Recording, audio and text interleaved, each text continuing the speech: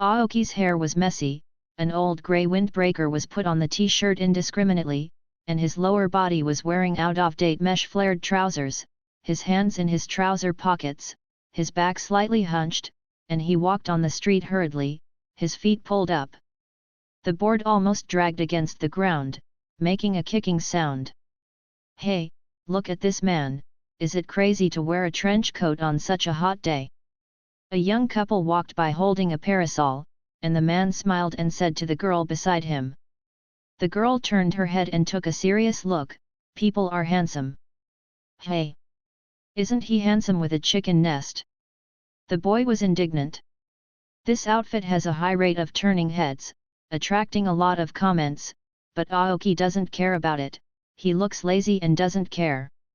A 5 or 6-year-old girl took her mother's hand and turned her head 3 times, her big eyes flickering, staring at Aoki all the time, and finally couldn't help curiosity, and asked, "Uncle, aren't you hot?" It's not hot." Aoki touched the messy hair, thinking about whether to get a haircut, but thought that getting a haircut was troublesome, so he gave up. The little girl's mother smiled apologetically at Aoki, and said to the little girl, "It's the big brother, Mimi, don't bark."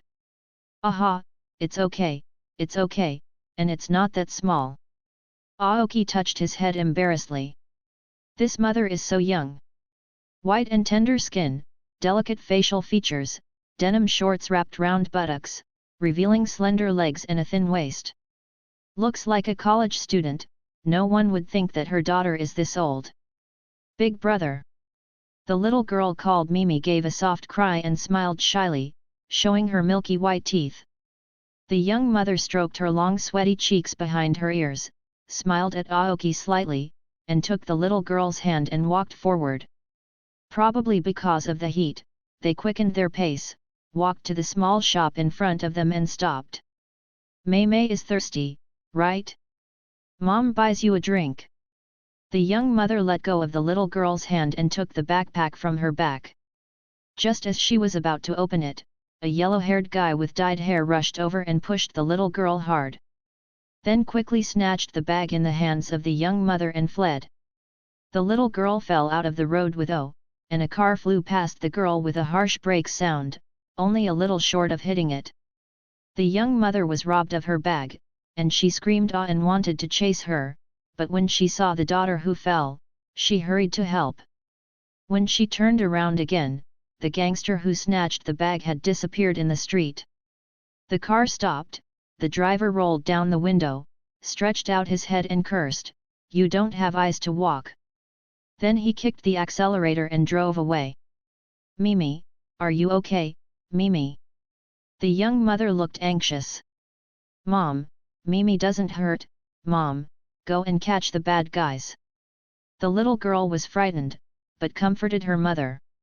There was no one on the street except Aoki. Aoki walked to them, knelt down and looked at the little girl's injuries. "Your name is Mimi? What a nice name!" Aoki asked while pinching the girl's slightly swollen knee, "Does it hurt?" "Well, my name is Mimi, and Mimi doesn't hurt." "What's your brother's name?"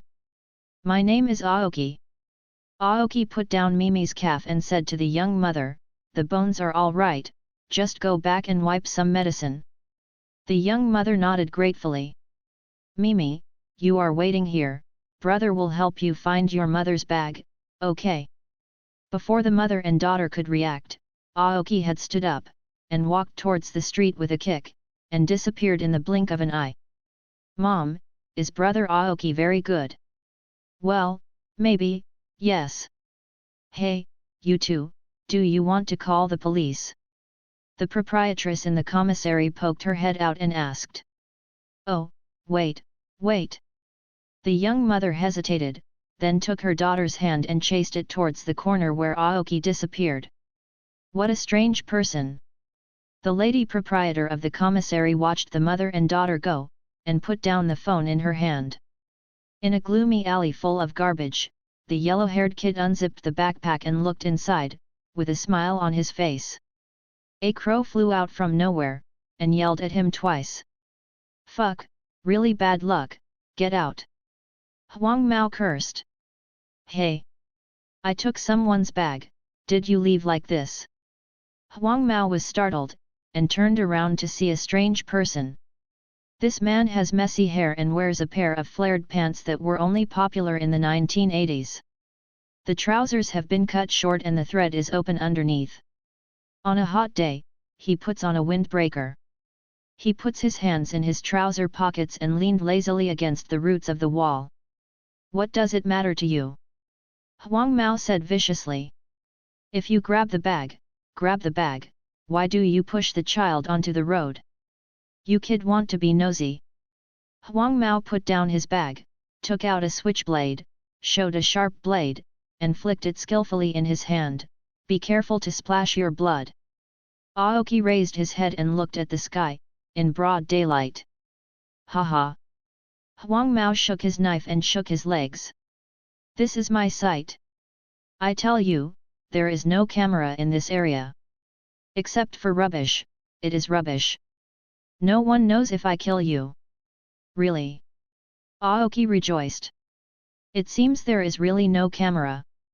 No one too. Apart from his rubbish. Even if I kill you, no one will know. Aoki narrowed his eyes and muttered to himself, as if talking to a pile of garbage.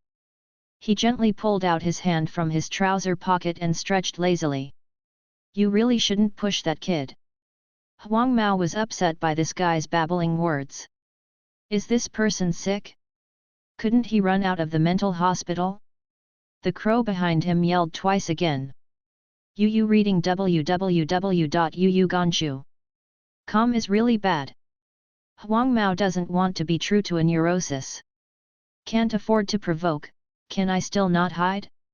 He sipped at the crow that had stopped on the garbage dump, and was about to leave, suddenly felt something was wrong. How did the sky become so dark? The distant houses and tree shadows were gone, the long and narrow alleys were gone, and only piles of black garbage bags were left around. Every trash bag is swollen, there seems to be something in it, squirming. Then, the bag broke, and a thick liquid came out, like pitch and blood from a rotting corpse. You really shouldn't push that kid. Neurotic chatter rang in his ears again, but he turned around but couldn't see the strange person, except for the crow, there was nothing but around him. The liquid ran down to his feet and quickly flooded his ankles. He backed away in fright, but this black viscous liquid had overflowed the whole street. He ran desperately, trying to escape this street. But his feet were too heavy to lift up, his legs seemed to be filled with lead, and he ran as if in slow motion. You really shouldn't push that little girl. There is no camera here. There is only trash here. Rubbish. The sound is getting more and more illusory, and there is more and more garbage. The black liquid rushed like a sea wave, past the yellow hare's neck, spilled into his mouth and nose, and he smelled death. He raised his head and struggled with his last effort. At the last moment when the sewage flooded his eyes, he saw the crow flapping its wings and flew away with a quack cry. Fuck, really bad luck. With the last complaint in his heart, he sank into the endless abyss. What is your name? Aoki. What's the last name? Say the full name. It's called Aoki, the blue of youth, the wood of wood, this is my ID card. The police took the ID card suspiciously, and looked at him up and down a few times. Isn't he here to petition for it? Professor May from Sanwu University introduced me to your team leader. He seems to have a surname, death, history, right. The policeman wiped the sweat from his forehead secretly, picked up the phone and dialed a number. Someone outside is looking for death, history team, said it was introduced by a university professor. Yes, Aoki, yes, good. The policeman returned his ID card to Aoki after hanging up the phone and asked him to sit on the bench in the reception room and wait. Not long after, a slender beauty in a police uniform came up, looked around, and asked, "Where is Mr. Aoki?" The previous policeman pointed to Aoki, "That's him." The beautiful police officer first opened her mouth wide in surprise, and then let out a chuckle. Probably noticed her impoliteness, she quickly put away her smile, stretched out her hand and said, "Hello, Hussein, Criminal Investigation Team." "Hello, I'm Aoki." Aoki shook hands with her, and realized that her hands were so soft, not like those of a policeman. "Come with me." Hussein took Aoki upstairs to the police station, and said as he walked, "A male body was found on the garbage street. Our history team has gone to the scene. Let me receive you first." "Oh, trash street." Aoki pretended to say casually, "Do you have your captain to go to any case?" "That's not true, it's just that there have been a lot of related cases recently, and the history team is not worried, so I went to see it in person." Hussein finished explaining, turning his head to look at him, "You are Professor May's student?" "Friend." Hu Xingran was surprised. Professor May is an authority on criminal psychology, and his friend must also be an expert. Aoki could see that the female police officer in front of him didn't trust him too much. He smiled and said, "Professor May and I are purely personal, and have no academic relationship." Hussein took him to the office, poured tea for him, and asked, "Then what are you good at?"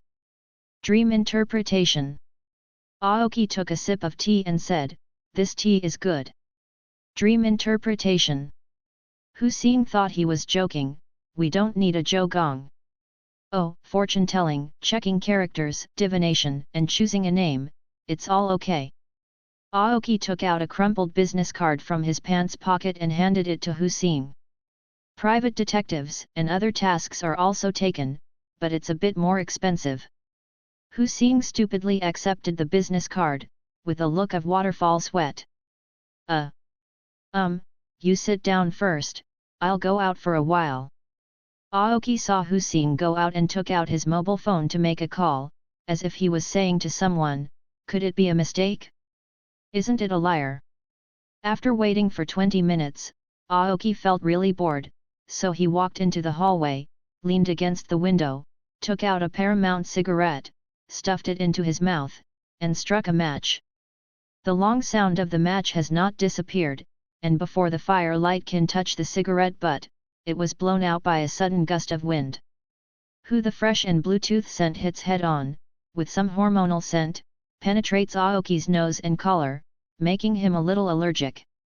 Smoking is not allowed in the office area. Hussein crouched and sighed, snatching the cigarettes and matches, and when he threw them into the trash can, he didn't forget to mutter, "What age are you still using matches, old antiques?" "Yes, Officer Hu." Aoki put on an upright posture, flicked the long windbreaker back, pushed the pull plate, raised one hand above his head, and saluted the young pioneers above his chicken coop. How to look at this outfit, and this nondescript action, suddenly amused Hussein. "Oh, no more." Hussein bent down with a smile and waved his hands again and again, "His team is back, in the interrogation room, please go over."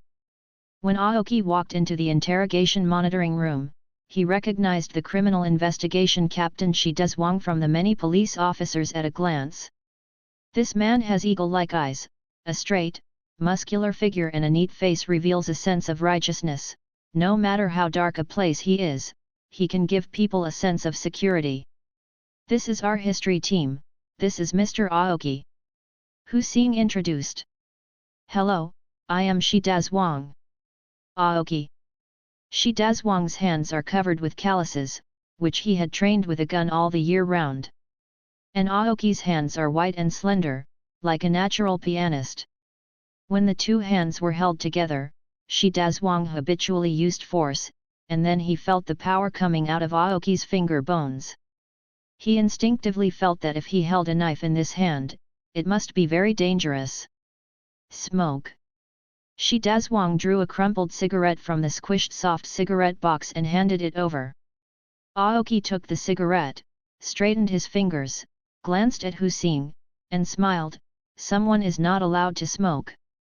Hussein quickly explained, "There are regulations for the office area upstairs." Shi Dezwang slapped the lighter, protected the flame with both hands and sent it to Aoki, then glared at Hussein, where are there so many regulations? Hussein pouted and muttered, there are rules. Aoki, with a cigarette in his mouth, tilted his head to join the fire. His face was facing the coated SLR glass that partitioned the interrogation room. The glass side is where the suspect is interrogated. What case? Stealing and trafficking in human organs. Shi Dazhuang lit himself a cigarette. Well, you can introduce the case to Mr. Aoki. Oh. Hussein agreed, and ran away the smoke in front of him with his hands in disgust. There are 3 victims found so far, all of whom are male, cough cough. 2 of them were fainted when they went to open a room with a netizen. When they woke up, they found themselves lying in a bathtub filled with ice water. There was a mobile phone beside the bathtub, and the bathroom mirror was written in lipstick. Eye-catching line, your kidney will be lost sooner or later, so it's better to give it to someone who is more useful. Call 120. Don't stand up in a hurry before the doctor comes. Afterwards, it was discovered that each of them had a 20 centimeters wound on their backs. After a simple suture, the hospital confirmed that the left kidney was removed by a very professional technique. How is it? Do you sound familiar? Shi Dazhuang said with a wry smile. This method of stealing kidneys originated from an American movie script, and later turned into social rumors, especially on the internet. It spread so much that it caused panic among netizens. For this reason, the American Kidney Foundation, the Red Cross Society of my country and the relevant personnel have refuted the rumors. The relevant personnel here include him. Shi Dazhuang pointed to his head. But now, this kind of thing actually happened in my jurisdiction. Under my nose, something that I refuted happened, and I feel like a silly beep. Shi Dazhuang became more and more angry, and severely pinched the unfinished cigarettes in the ashtray. That guy inside did it? Aoki asked, pointing to the glass. Sitting on the interrogation chair behind the glass was a man with a pair of glasses, gentle, withered but calm. Although the modus operandi is peculiar, it is not clever. It is a hotel and ice cube. It shouldn't be difficult to solve this case, right? Aoki said. Shi Dazhuang nodded. His name is Zhao Pengcheng, a surgeon at a hospital in Yu, reading www.yuyuganshu.com. Judging from the evidence currently available, it can be determined that he did the case, but this kid refused to explain. I haven't said a word. Our pre-trial experts have nothing to do with him, and he urged him in a hurry. Didn't he think of asking Professor May from Wu University for help? Can't make a zero confession. What's the use of just catching him in such a big case? If you don't find out the chain between his next home and the organ sales, I won't be able to solve the case at all. Shi Dazhuang said angrily. Fortunately, there is no life case. Aoki sighed. Hussein coughed slightly, cough. Well, Mr. Aoki, and the third victim. The man was originally a wealthy businessman. He was admitted to the hospital because of encephalitis and was later diagnosed as a vegetative man. His organs were taken away in the hospital. But he was not so lucky. Not only was he taken away from his kidneys, but also his liver and brain. Because the operation was very delicate and the victim himself was a vegetable, the family didn't notice any abnormalities at first, but thought it was dead. If it weren't for the deceased's daughter to come back from abroad and personally tidy up his appearance, this case may be discovered forever. No more. What a peculiar case. Aoki patted Shi Dazhuang on the shoulder, expressing sympathy for him. The facts of this case have not been announced. Once it is announced, the social impact can definitely be called bad. In such a vicious case, if there is no meritorious service, the death penalty will definitely be imposed. Why do you refuse to recruit the next family? How much money can I make by selling a few organs? What reason is there for a highly educated surgeon to do this? Aoki always felt that something was wrong, and suddenly turned to ask Hussein, what did you just say? The brain? What did he take away the human brain for? Modern medical technology has been able to achieve the transplantation of most human organs, so organ trafficking on the black market has been repeatedly banned, but even ignorant people know that it is impossible to transplant human brains. At present, there is no theoretical possibility exist. What is this guy doing with people's brains? It should be understood that the operation of taking the brain is much more complicated than stealing the kidney, unless he has any special hobbies. What special hobby? Hussein asked curiously. For example, he likes tofu now, but he doesn't think it is selling well. Aoki said casually. Hussein remembered that he had just eaten tofu now in the morning. A puff of sour water appeared in his throat, and he almost didn't vomit it out. Shi Dazhuang said, "Okay, Aoki-sensei, don't be kidding. Do you have any good ideas? Hurry up. How long has the trial been?" Aoki asked, looking at Shi Dazhuang's dark circles. Shi Dazhuang hesitated. It's been a dozen, 20 or 30 hours. Aoki understood clearly, and jokingly said, "Is it a time to be sentenced?" Shi Dazhuang was taken aback. "Brother, you can't talk nonsense, we have discipline, who dares to be sentenced? Besides, we also look at different people in handling cases and pay attention to humanity, isn't it, Xiao Hu?" Hussein knowingly said, "That's right, this person is a surgeon, and he often stands on the operating table for a day. This time is not considered a fatigue interrogation." Aoki almost wanted to laugh, shook his head and said, "I'll go take a look." Shi Dazhuang said, "Okay, I will accompany you." Aoki asked nonchalantly, "Is there an air conditioner in there?" Then he said to Hussein, "Officer Hu, watch my gestures for a while and turn the temperature of the air conditioner inside to the lowest. Also, help me prepare an ice pack." Ice bag. Hussein was inexplicable, but his mind turned quickly. Can popsicles work? Just leave it alone. Hussein frowned and pouted, guessing Aoki's intentions. She always felt that the expert introduced by Professor May was not very reliable. Isn't he a real liar? Zhao Pengcheng sat on the cold interrogation chair and heard the sound of the iron door opening. Is going to change shift again? This kind of uninterrupted interrogation really makes him uncomfortable. If it weren't for the skills that he developed on the operating table, he would really not be able to hold on. He heard the rattle of leather shoes stepping on the ground, and the sound of kicking. Pull the board? Zhao Pengcheng tried his best to lift his tired eyelids and saw the criminal investigation captain, who had interrogated him 3 times, walk in with a guy in a trench coat. Because of the backlight, he couldn't see the man's face, but the man was indeed worn in a pair of slippers. When has the discipline of the police station become so lax? Still want to use this kind of routine to get my attention so that I can speak?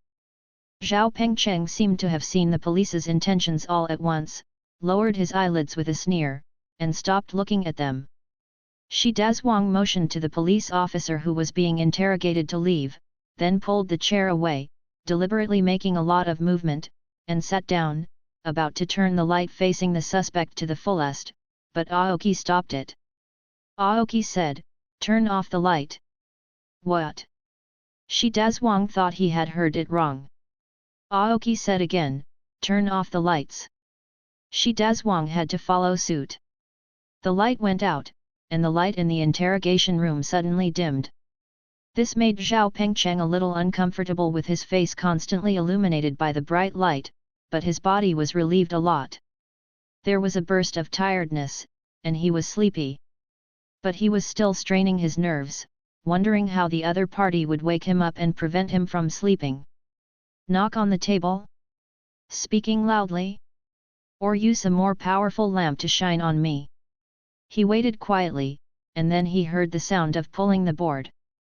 Tap, tap, the voice reached in front of him and began to circle him.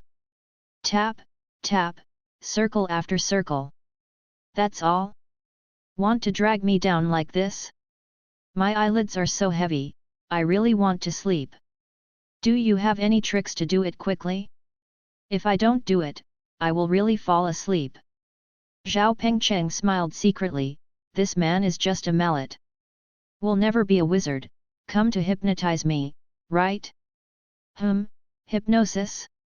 There was a trace of clarity in Zhao Pengcheng's heart, and fear came to him spontaneously. I can't sleep. He wanted to open his eyes. But why are the eyelids so heavy? Tap, tap, why is this voice still ringing? Tap, tap, the world fell into nothingness. Tap, tap. Aoki walked around Zhao Pengcheng a few times, and then made a gesture to the direction of the monitor and the mirror. There was a cool breeze from the air conditioner on the roof, echoing in the small space, and the indoor temperature dropped suddenly, quite chilling. After a while, Hussein pushed in and put a box of ice cream on the interrogation table. Aoki opened it and saw that the lovely female police officer actually bought one of each taste, a whole box, no two are the same. He smiled and picked a mung bean, and then pushed the ice cream box to Shi Dazhuang, motioning him to pick one he likes.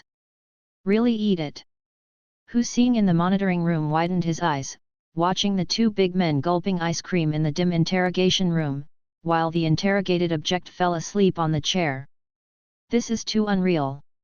Is this the story that happened in the criminal police squad?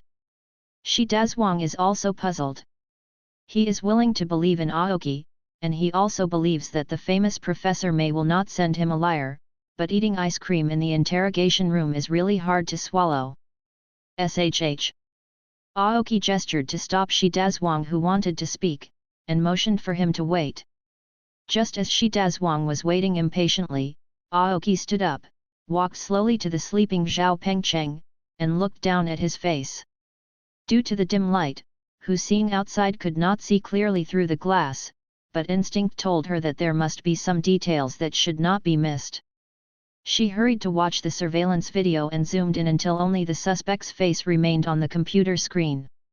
She saw Zhao Pengcheng's eyes were closed, but his eyes were moving fast. Aoki seemed to be confirming something, and then went back and took a popsicle again. Without tearing the package, he went to the back of the interrogation chair and stuffed the popsicle onto Zhao Pengcheng's back waist. Zhao Pengcheng woke up. He was awake from freezing. It's so cold around. Especially the waist and back, it's like lying on an iceberg. He opened his eyes dazedly and found himself lying naked in the bathtub. There are ice cubes floating in the water in the bathtub, and it's freezing cold.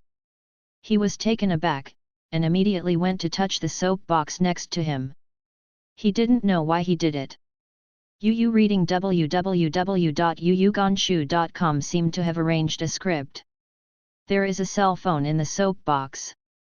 He turned to look at the bathroom mirror. A line of words written in lipstick on the mirror, your kidney will be lost sooner or later, it is better to give it to a more useful person. Call 120. It's best not to stand up until the doctor comes. Fear occupied his body more thoroughly than cold. He reached into the cold water with trembling hands, and touched his back along his hips. At his left back waist, he felt a bulge about 20 centimeters. Based on the doctor's instinct, he knew that this was a stab scar, which was simply stitched up. Someone took his kidney. He picked up the phone and pressed 110. After thinking about it, I felt wrong, and pressed 120 again. After thinking about it again, I still feel wrong. He didn't know why it was not appropriate to call 110 and 120. Anyway, he felt that he couldn't call, so he took the phone and started to stay in a daze. At this time, he saw the bathroom door opened and a strange person walked in. The man clearly had facial features, but he wore a henhouse head, a dark grey old windbreaker, and a pair of outdated bell-bottom trousers. The trouser legs underneath were cut short and torn apart. With his hands in his trouser pockets, his back slightly humped, he walked lazily, as if he had just woke up. The pole board on the foot makes a tap and kick sound, like a hypnotic magic flute. Zhao Pengcheng heard a crow flying by outside the bathroom window, then flew back with a croak and stopped on the window sill. He knows that crows are carrion animals and can smell the smell of dead people. This is also the reason why folk rumors about crows are unknown. Am I dying? He thought. You won't die, you just lost your kidney, said the strange man at the door. I asked Lao Yu, you can see clearly, you can't make a mistake. Lao Yu said, he made me go to jail for 3 years, and I know everything after turning to ashes. It's really a good person who hasn't paid for it, and it's 1,000 years of damage. My sister and my dad are gone, but this gambler, horny, and untrustworthy villain is living a good life. I can't swallow this breath. Lao Yu and I drank boring wine, and we drank and drank. I said angrily, if he falls on my hand, I must have his kidney removed. Lao Yu said, pick, why don't you pick it? This kind of person doesn't have a kidney. We are planning how to pick that person's kidney.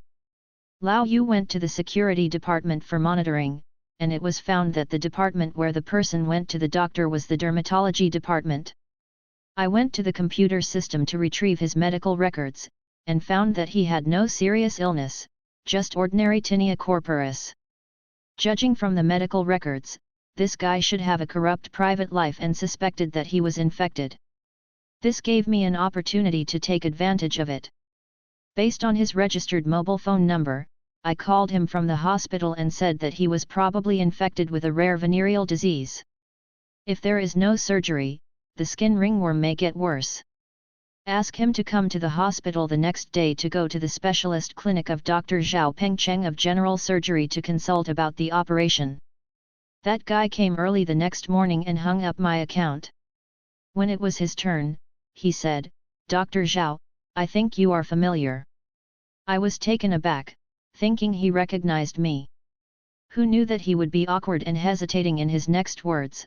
I just knew that he was embarrassed to talk about his illness because of the crowds around him, so he deliberately got close to me.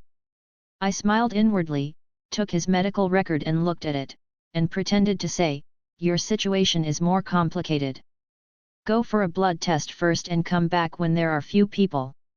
After the blood test, he waited by the side. When I was about to get off work, there were no other patients, so he showed me the test sheet. I said that fortunately you saw it early, your blood picture is still normal now and you can have surgery. He asked me what the specific disease was and whether the operation was dangerous. I randomly made up a professional-sounding name, and said, the operation is very simple, it will be over in an hour, and there is no need to be hospitalized. He let go of it. I pretended to chat with him casually and asked him if he played in Dongguan all year round. He got excited when he heard this, saying that the place in Dongguan is very formal, and the girls have regular physical examinations so that they won't get any sickness. I also asked me if it was good enough. He said that Dongguan is gone. He is now playing gorilla in Wushong area. I laughed and said that you are not afraid that your daughter-in-law will know? He said whoever loves to marry a wife, I am a bachelor, how to play and how much he wants to play. It's irrational to say that people like you can't have uremia, but on the surface, I pretended to be surprised and said, oh, who signed the operation at that moment? Do any relatives or friends know that you come here to see a doctor? Who would tell anyone about this disease? He asked a little anxiously, can't I sign by myself? I pretended to be embarrassed, according to the regulations, it won't work. But well. When he saw a play, he asked me nothing. I said, you have an operation, it's not a major operation, and it's not dangerous. I can do it for you in private. He asked, what do you do in private? I said, I just don't make the bill. I will take you directly to the operating room to do it. If you can't find your operation record in the hospital's medical record system, no one knows that you have had this disease. But then I have to bear it. It's a bigger risk. He thought I was going to ask him for money privately, so he asked carefully, how much is it? I said, according to the hospital's standard, it is about 10,000. The hospital has records and family members need to sign. I will do it for you. I will charge you 3,000. It's not expensive, right? He even said that it was not expensive, so he made an appointment with me for the operation in the middle of the night. Because it was done secretly, I couldn't get the medicines needed for surgery, including anesthesia and emergency blood, from the hospital, so I let Lao Yu buy them through external channels. At night, I am also old to be my assistant. Of course, he doesn't understand medical care, and his main task is to help me out. The operation process is still very smooth. I took one kidney from that guy. When I was about to suture it, you said, pick one is to remove, and two are to be removed. Sooner or later, it's better to expose it. I was taken aback, and said, if both kidneys are removed, people will die. Lao Yu said, he is not dead, we will die sooner or later. I said, what about the corpse? Lao Yu said, throw it to the morgue and deal with it in a few days, no one knows. I know that Lao Yu is very popular in the security department, and I am very familiar with the morgue, so I didn't ask any more, and I thought of my sister and my dad, and a hatred rose from the bottom of my heart, so I let my heart go. I also picked the guy's second kidney. In the next few days, I lived in disarray, until I was too old to come to me and gave me 50,000 yuan. I asked him what he meant, and he said, 2 wastes, lost and wasted, it's better to exchange for some money. I donated the money to the Kidney Love Charity Fund, hoping that those patients like my sister will have more chances to recover. The floating ice slowly melted, and the water in the bathtub was full, dripping to the ground, turning into water vapor in the bathroom. The man is still standing at the door of the bathroom, through the steaming water vapor, it looks like a distorted surrealist painting. And later, I worked with Lao Yu a few times again, using the same method. I have surgery and I am good at treating the aftermath. Those people deserve to die. Zhao Pengcheng emphasized. Did it all in the hospital? Yes, they are all in the hospital. How about the last 2 times? Twice recently? Recently, these 2 people are not guilty of death. I just want to warn those who don't cherish their kidneys. Where is that vegetable man? Ah, what, vegetative? Zhao Pengchen's expression became painful, as if resisting something. His resistance was fierce, and his body began to tremble. The crow on the windowsill suddenly croaked through the glass of the bathroom window, flew in front of the mirror. The lipstick on the mirror melted slowly and shed like blood. He struggled to get up from the bathtub, and the water in the bathtub made a splash. Hu Xing saw that the peaceful suspect who had been sitting in the interrogation chair suddenly became agitated, and he closed his eyes and struggled vigorously, as if he was experiencing the torment of a nightmare. At this time, a police officer pushed the door in and saw Hu Xing and asked, "Where is the history team?" Hu Xing said, "I'm being interrogated." The police officer whispered a few words in Hu Xing's ear and put down a document. Hu Xing nodded, opened the file and glanced at it, then picked up the phone. She saw Aoki on the other side of the glass circle around the suspect again. The man at the bathroom door came in and paced back and forth in the bathroom. Tap tap, Zhao Pengcheng heard the sound of the pole board stepping on the floor tiles, and felt a kind of indescribable comfort. Tap tap, he slowly relaxed. "Are you a surgeon?" asked the man wearing a stretcher. Yu reading www.yuyukanshu.com. Yes. Have you had a lot of operations? Yes. Have you ever opened your skull? Opened. Is that the vegetable person? Yes, that person is a vegetable. Did you take his brain? Yes. Why? Because. When Zhao Pengcheng was about to say something, a familiar music sounded. He habitually looks at the phone in the soap box.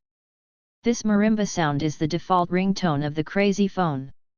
But the mobile phone in the soap box is an old phone that can only make calls, and the screen is not bright.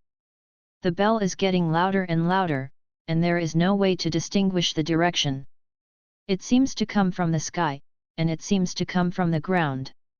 With some incredible power, the whole space vibrates. The mirror shattered first, and Zhao Pengcheng saw the crow quack and flew away towards the distant place with nothingness. Then, the floor tiles on the bathroom floor rolled up, the ceiling was pressed down, and the world plunged into darkness. Zhao Pengcheng opened his eyes with a cry of awe, sat in the interrogation chair in panic, panting heavily. Shi Dazhuang's cell phone is ringing. He didn't want to answer the phone during the interrogation, especially when it was a critical moment. But before he could turn off mute, the suspect was already awake. He frowned and pressed the call button and asked, "What's the matter?" Hu Xing's voice came from the phone. "History team, the autopsy report of the man's body on Junk Street came out. In addition, an eyewitness was found when the police station visited. Aoki is not unwilling to try the poor doctor again, but feels unnecessary. The information currently obtained is enough for the police to solve the case. If there is regret, it is that Zhao Pengcheng has not said why he took the vegetative brain. But Aoki would not waste his energy to play the game of dreaming suspects again. After all, he was only here to help. Aoki-sensei, did you use hypnotism just now?" Hu Xing chatted with Aoki one after another while driving. "Why, the hypnotism I have seen is so complicated. It takes the person being hypnotized and the hypnotist to cooperate fully, not as easy as you. I am not hypnosis, but dream interpretation." "Dream interpretation? You really can be joking." Hu Xing giggled, "I think you seem to be dreaming." "You are right." Aoki said, "If you want to interpret your dreams, you must learn to dream first." "You mean you can enter other people's dreams? Like Inception?" "Hey!" Hu Xing put on an apparently disbelief. Aoki took out Paramount cigarettes from his pocket, and suddenly remembered that his match was thrown by Hu Xing, so he touched the cigarette lighter on the car. Hu Xing stretched out his hand and slapped his hand. "What are you doing? This is my own private car. I wonder if it is impolite to smoke in a girl's car." Aoki curled his mouth, feeling a little addicted to cigarettes. "Then you pull over and stop, I'll go down and smoke." Hu Xing doesn't want Aoki to smoke at all, and quibbly said, "This road, how can I stop at random?" Aoki said, "The Wushong Hotel is in front, and you can park next to it." Hu Xing said, "That's not good. My task is to take you home. If you get out of the car, what happens to me? I can't afford it. Our history team would like to treat you like a Buddha." "Really non-stop? It really doesn't stop." Hu Xing glanced at him, watching the man in the front passenger seat addicted to cigarettes, and felt very funny. "Don't laugh, drive carefully," Aoki reminded. Hu Xing smiled harder. It turned out to be a silly girl. Aoki said to himself. "What did you say?" "It's nothing, I said it's going to rain." "Hey, do you think I'm deaf and blind?" Hu Xing remembered reading the weather forecast in the morning, and it was a sunny day. Suddenly a drop of water hit the front window glass with a click, and then another drop. Hu Xing glanced at the distant sky suspiciously. The sky is fine and the sun is shining brightly. But drops of rain began to fall continuously, clicking on the glass and the front of the car. "Damn it!" Hu Xing turned on the wiper. "You can see that there is no one on the street. Everyone knows it's raining, but you don't." Hu Xing looked at both sides of the road, and sure enough there were no pedestrians, and there were very few cars. "The rain will get bigger and bigger," Aoki said. "You also know." "Of course I know." Just as Hu Xing wanted to say no, he realized that it was raining heavily. At first, there were dense white raindrops, which hit the car like many people were beating drums. After a while, the raindrops turned into a continuous line, intertwined with each other to form a large net, which covered the world in front of Hu Xing's eyes. The wiper was turned to the maximum, but it still couldn't stop the rushing rain, and the line of sight in front of the car was getting worse and worse. "Hey, the rain is so heavy, stop and go again." Aoki's voice was reflected in the sound of rain. No way. Do you want to stop smoking? Hussein insisted on driving forward. The rain is getting heavier, the sky becomes grey, the outlines of the road and houses on both sides are blurred, the road in front is also starting to accumulate water, and when the car passes by, a large spray of water is raised. A crow passed by the front of the car with a croak and almost collided with the car. Hussein was so scared that he slammed on the brakes. The car stopped, and when Hussein wanted to drive again, he found that it was completely dark, and there was only the sound of rain and the sound of wipers rubbing against the glass. Hussein felt that her car had become a small boat on the sea, experiencing the baptism of a storm. Why is it raining so much? Hussein complained, I can only wait now. I asked you to park a long time ago. Aoki said, opening the car door and walking down. Hussein was taken aback, and he said that if you are addicted to cigarettes, it shouldn't be the case. It's not a drug addiction. If you catch a cold, team history can't blame me for it. Hey! It's raining heavily outside. She yelled, I will let you smoke one in the car. She found the umbrella from under the car seat, opened the door and got out of the car. The moment the door opened, the rain was still rushing.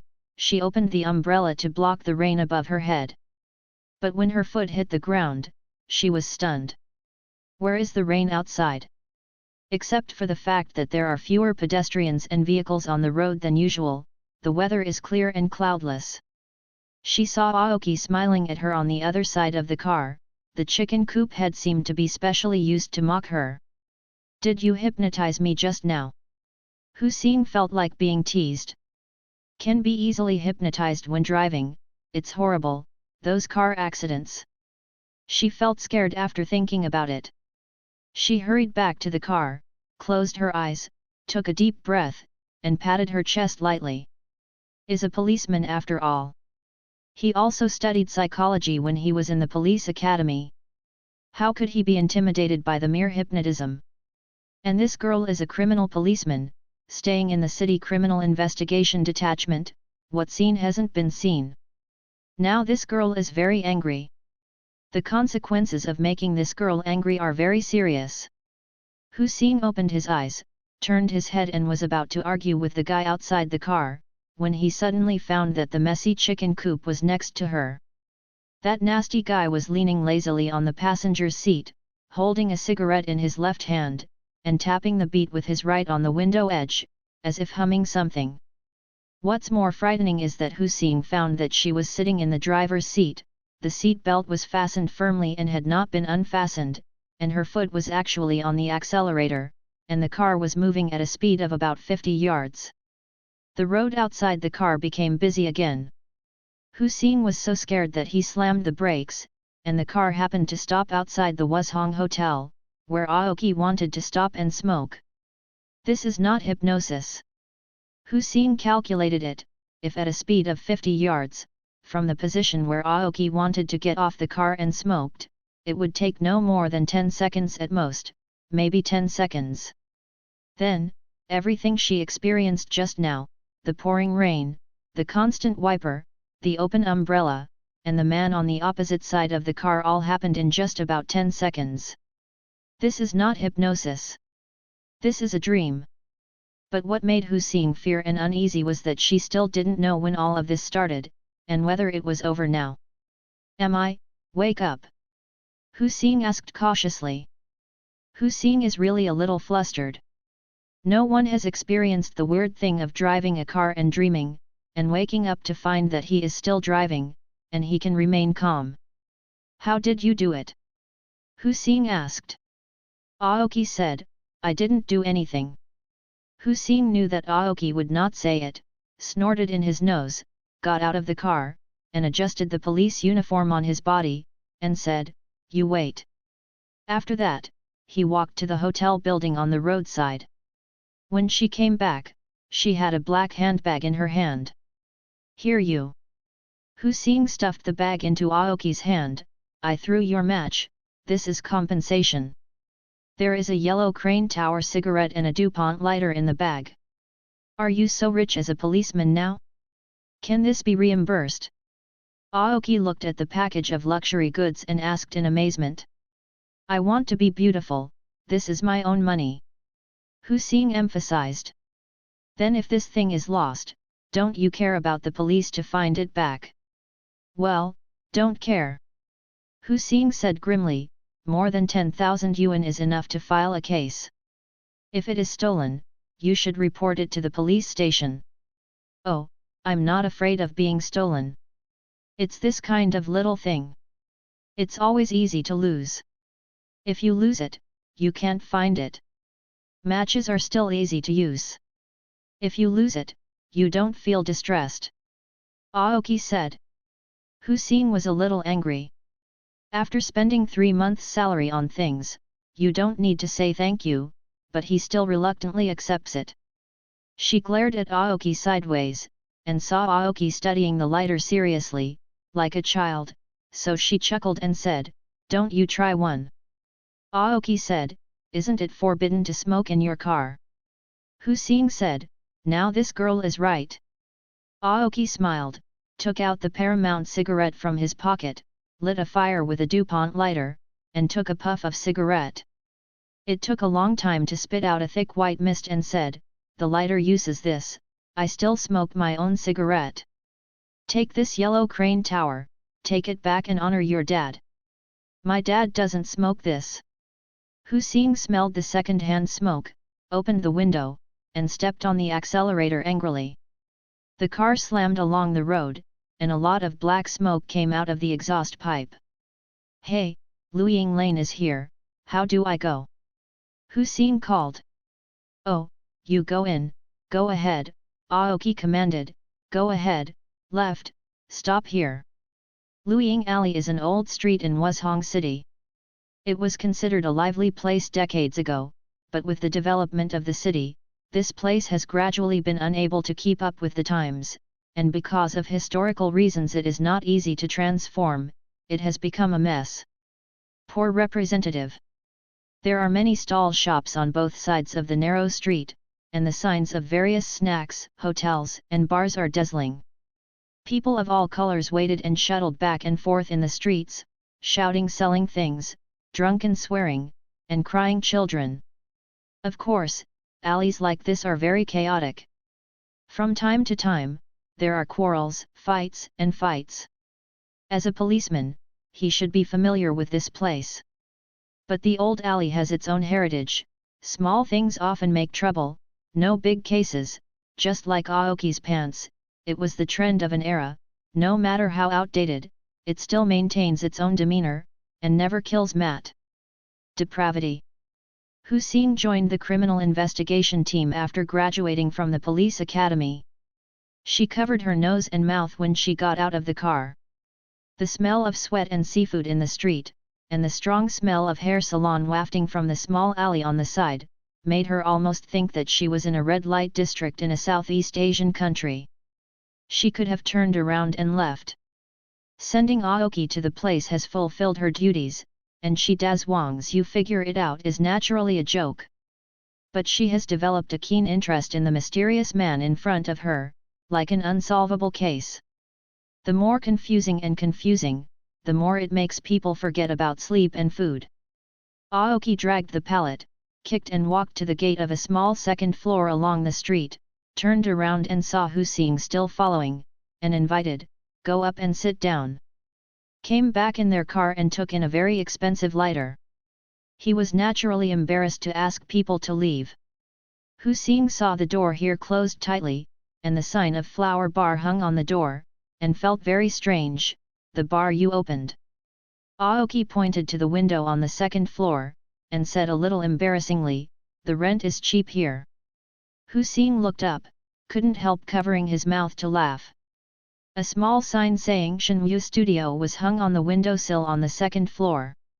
Compared with the big sign of flower bar underneath, it was like putting a mobile phone on top of a TV. But a row of words posted on the window glass is quite eye-catching. Zhou Gong interpretation of dreams, psychological consultation, fortune counseling, name for people and dogs. Hu Xing became more funny as he watched it. It was good to say, what the is people and dogs named. After connecting with the Aoki outfit in front of him, he couldn't control it anymore, and his smile trembled. It turned out to be a master, disrespectful and disrespectful. She arched her hands and made a weird gesture, remembering that she was still wearing a police uniform and had to be reserved in public. Then she coughed twice. Aoki walked to the door and knocked hard. "Knock on it. Didn't you see that it opens at 8 o'clock? A fierce voice came from the door. The voice was a bit sharp, and it was impossible to tell whether it was a male or a female. Aoki knocked again, and said, "It's me. You are a big-headed ghost. The ghost knows who you are. You go out without the key." "Fuck." The fierce voice sounded again, and the door opened with a creak. Hussein originally thought that he would come out with a stubborn uncle, or a fat woman with curly hair, but a very heroic face rushed forward. The facial features on this face are exquisite and beautiful, like a classical painting, while the outline formed by the lines full of tension resembles a medieval sculpture. She has short black hair, draped obliquely in front of her forehead, covering half of her eyebrows, making her eyes look more flexible. Hussein looked for a long time and couldn't tell whether this person was a man or a woman. The man saw Hussein for a moment, and then cursed at Aoki. "Fuck! What did you do?" "Called the police. I have a license." "Oh, you reading www.yunsha.com, this is Officer Hu, my client." Aoki put his hands in his trouser pockets, nonchalantly, and started walking inside. But the man was reluctant. "You lied to you. The police are your client? Should I ask you to interpret the dream or name it?" "You can do that, why don't you pay the rent?" Hussein couldn't stand it anymore, and stepped forward and said, "Hello, I am Aoki's friend." Aoki laughed a few times, and said to Hussein, "Well, this is the bar owner and my landlord, like a flower. What is Ruhwa? How many times have I told you that my name is Bishengwa, not Ruhwa? Ruhwa is my shop's name." The proprietress of the bar corrected loudly. "I know, like a flower." Aoki responded lazily. "You still yell? Tell me to pay more attention to my rent increase." "Okay, like a flower." Hussein only then determined that the person whose voice and face were extremely mismatched was a woman. When she took them inside, she could still vaguely see the grace of women in the large sweatshirt, and they looked good. Such a handsome person is a female man. One Aoki is strange enough, and now there is another strange boss. Hussein didn't know if it was a coincidence, or whether Luiying Alley was a strange place where hidden dragons and crouching tigers appeared. She felt that she should come to this place more in the future. Bai Shenghua looked at Hussein while walking, and mumbled, "What a policeman who looks so good looking." Hussein doesn't know if this is a compliment or a ridicule. Isn't he still a policeman? She wanted to refute one thing, what kind of man to be such a good-looking woman? Glanced at Aoki again, and suddenly a strange thought came up in his heart, this guy would actually be handsome if he is dressed up. Aoki went in and sat down at the bar counter, and said unceremoniously, 2 beers, iced, on the bill. Bai Shenghua said, "Your bill is enough to wipe your for a year, when will you pay it?" Aoki drank his beer and said, "It hurts feelings to talk about money." "It hurts feelings if you don't talk about money." The flower of life threw the beer glass on the bar, splashing a bunch of foam. Hussein giggled, and Aoki smiled foolishly. Bai Shenghua shook her head and sighed, and said, "Hurry up and drink, there is a mallet upstairs waiting for a long time." "What club?" "I came to you for consultation, but what is it?" Aoki's eyes widened, "Will you let the stranger upstairs before I come back? Do you have any valuables upstairs? Are you afraid that someone will steal your coal boss?" "Oh." Lifetime Hua said disdainfully, "Somehow they spent 300 yuan with me." Aoki shrugged towards Hussein, expressing helplessness, and then led Hussein to the back door. Bishengwa threw a bag of things over in the air and said, "Give it to the coal boss." Aoki took it in his hand, and without asking, he slipped into his pocket. Hussein wondered who the coal boss is, and she was embarrassed to ask, is it possible that there is no turbulence upstairs, even the coal boss works here? The aisle on the second floor is full of miscellaneous things, and there is a row of old chairs near the window, just like those waiting in a hospital. Sitting on a chair is a middle-aged man in his 30s. Master Aoki is back. The middle-aged man stood up and bowed. Oh, why are there comrades police? Hussein found that the man's eyes flickered when he looked at her. Based on his instinct as a detective, this man must have a problem. What? Can't the police come? Hussein asked back. I can come, I can come. The middle-aged man's back bowed even more. I came at an untimely time. Are you looking for me? Aoki asked. Ah, my name is Ma Fuking, I'm looking for Master Aoki. The middle-aged man probably found that Aoki was younger and didn't look like a master at all, so he couldn't make up his mind. Go in and sit down. Aoki didn't show enthusiasm, and only greeted lazily, putting his hands in his trouser pockets, kicking and moving a few steps forward, and stopped in front of a door. The sign of Shinwu Workshop is hung on the door, and couplets are pasted on both sides, only Aoki can live in the gods. Hussein said these 8 words silently, feeling that there should be a profound meaning in them. Aoki opened the door and turned to signal them to go in. Hussein didn't see him take out the key, and judged that the door should have been unlocked. The room in the studio is not big, it is square, and the shelves against the wall are full of various books. There is a desk in the middle, with a sofa and coffee table on the left.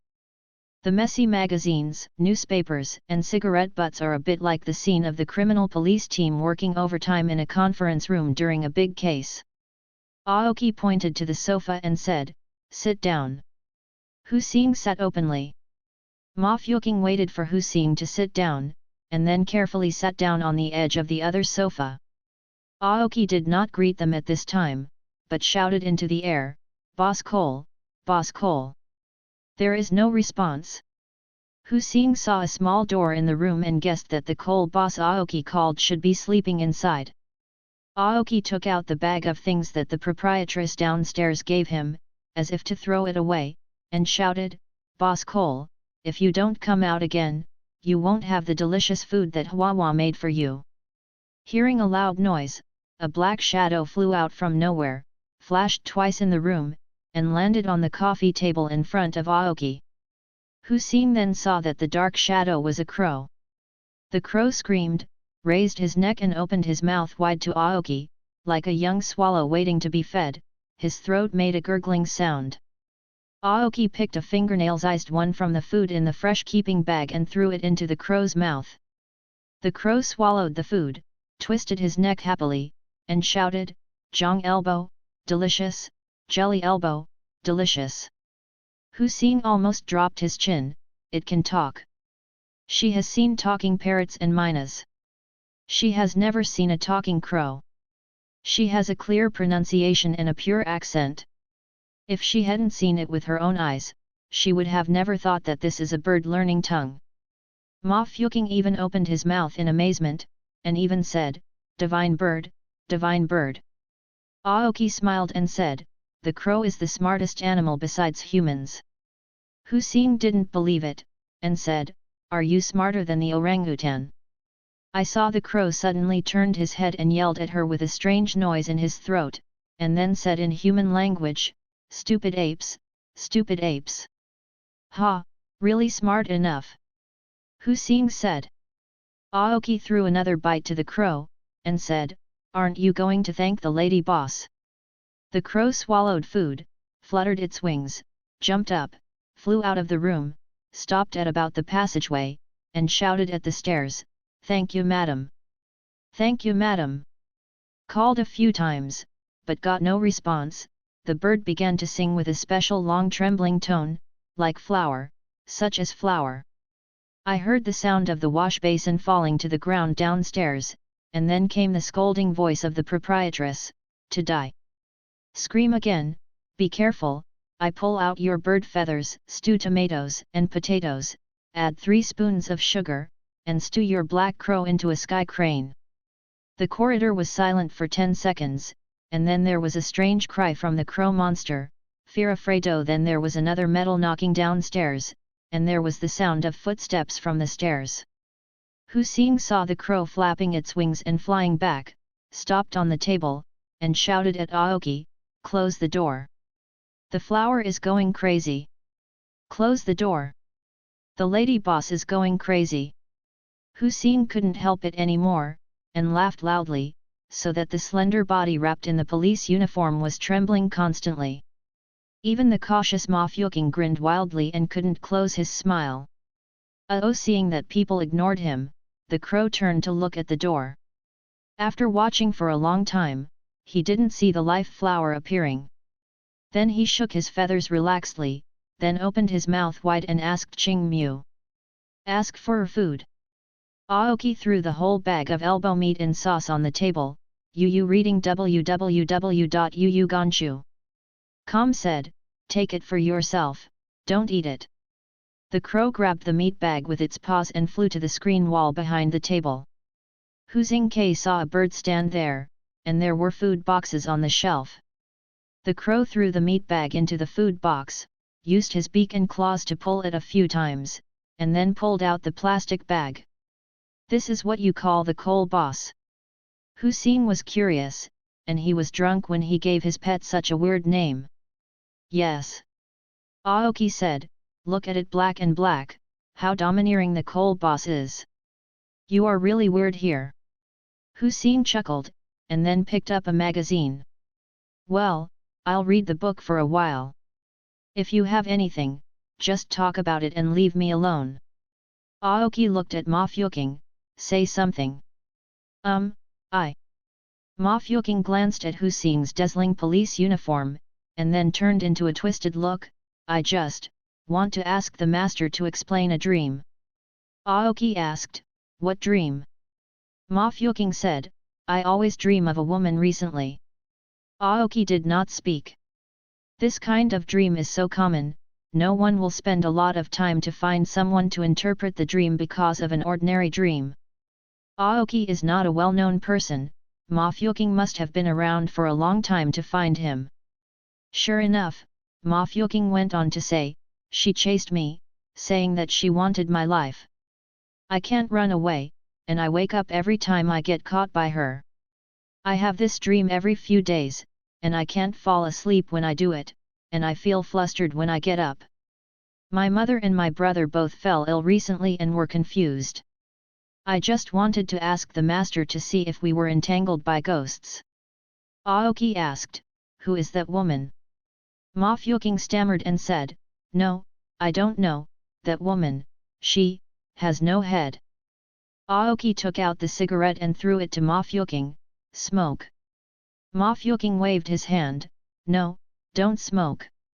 Aoki put the cigarette into his mouth, and used his slender fingers to play with the brand new DuPont lighter. Suddenly he came on fire.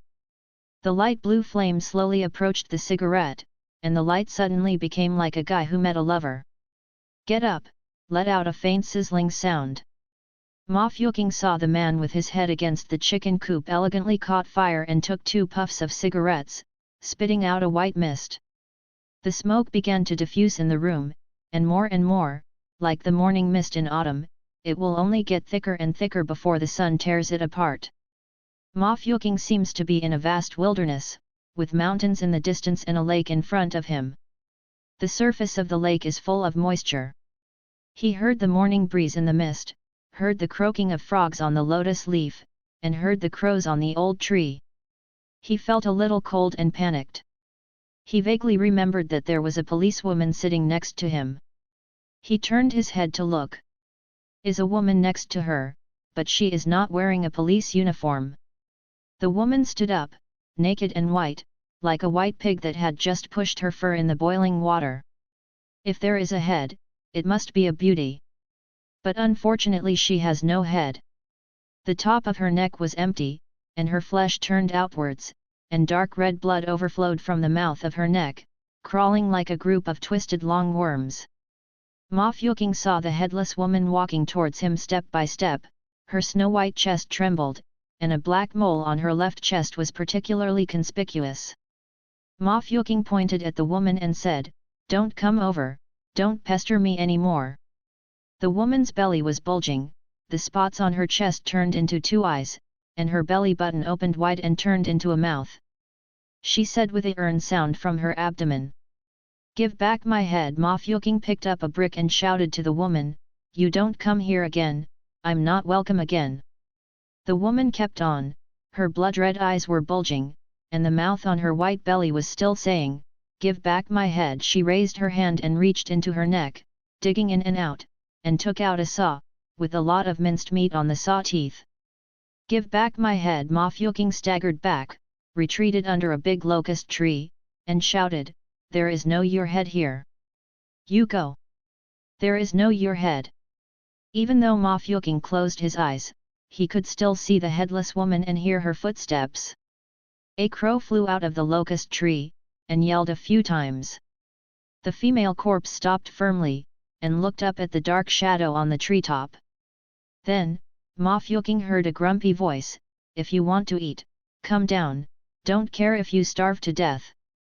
Ma Fuking felt his head buzzed, like an airplane crashed into it. The world collapsed. He opened his eyes in horror and saw Aoki still lazily sitting on the boss chair behind his desk, who, seeing in police uniform, was quietly reading a magazine from the side, while he was holding a book in his hand. The thick book that came. The crow flew to the chandelier on the roof at some point, and the black feathers on his body now glowed like a sapphire. "It's dinner, it's dinner!" the crow cried. Aoki stood up slowly and said, "Would you like to have a meal together? The lady boss downstairs is fierce, and her craftsmanship is still very good." Crow echoed, "Jong elbow, elbow elbow, flowery elbow elbow."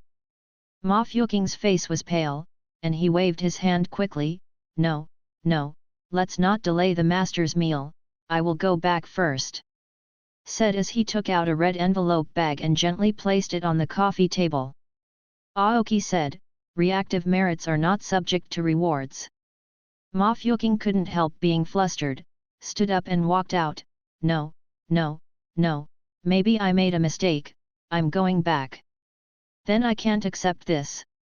Aoki pointed to the red envelope and said. Ma Fuking said, "Don't go to the door for nothing, and don't go empty-handed. I know the rules, I know."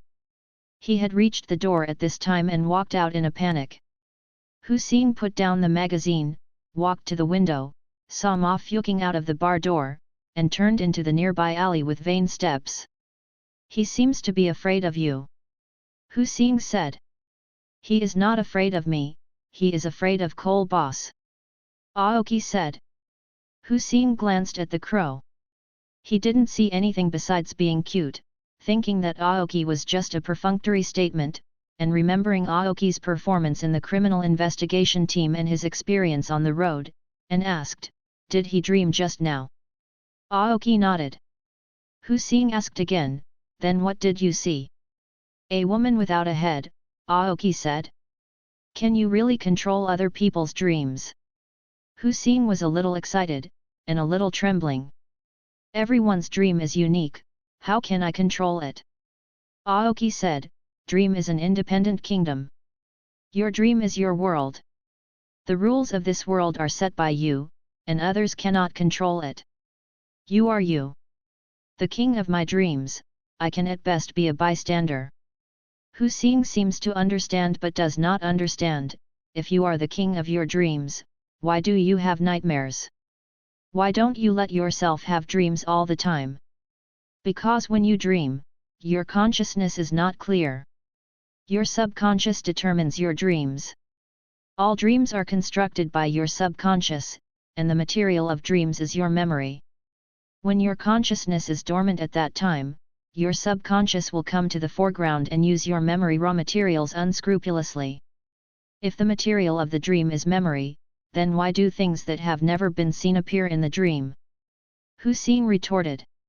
"No, there will never be anything beyond your knowledge in your dreams.